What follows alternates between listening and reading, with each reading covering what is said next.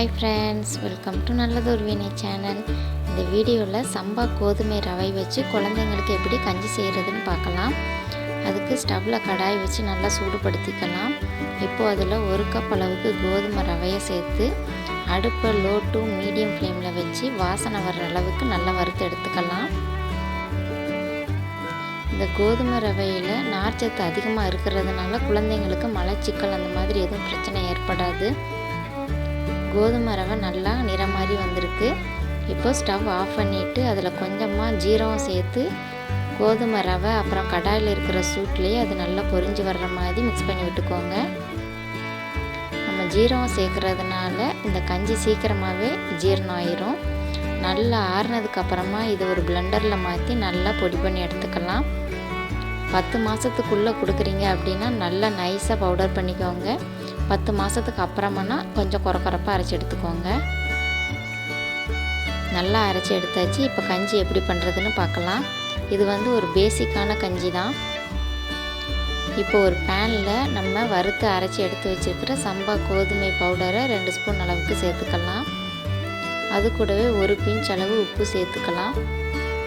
இப்போது 1 டம்ளர் அளவு தண்ணி சேர்த்து கட்டி இல்லாமல் நல்லா கலந்து எடுத்துக்கலாம்.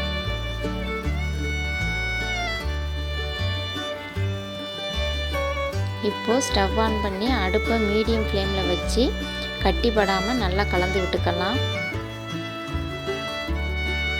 1 வயசுக்கு அப்புறமா கொடுக்குறீங்கன்னா இதில் பால் கூட சேர்த்து நீங்கள் செஞ்சு கொடுக்கலாம். ஒருவேளை உங்கள் குழந்தைங்க இனிப்பு விரும்புகிறாங்க அப்படின்னா இதில் உப்புக்கு பதிலாக பனங்கள் கண்டு அந்த மாதிரி ஏதாவது சேர்த்து கொடுங்க. இந்த மாதிரி ஓரளவு திக்காய் வந்ததும் ஒரு தடவை நல்லா கலந்து விட்டுட்டு அடுப்பை லோ ஃப்ளேமில் வச்சு ரவையை நல்லா வேக வச்சு எடுத்துக்கோங்க. உங்களோட குழந்தைங்க சாப்பிட்றதுக்கு ஏற்ற மாதிரி தண்ணியோட அளவை கூடவோ குறையவோ சேர்த்துக்கலாம். 1லேருந்து 1.5 டம்ளர் அளவு தண்ணி போதுமானதாக இருக்கும். நான் கொஞ்சம் திக்காகவே காய்ச்சி எடுத்துக்க போகிறேன்.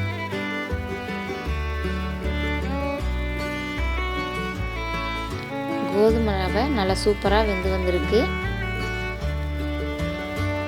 இப்போது ஸ்டவ் ஆஃப் பண்ணிவிட்டு ஒரு மூடி போட்டு மூடி ஒரு 2 நிமிஷத்துக்கு அப்படியே விட்டுறலாம்.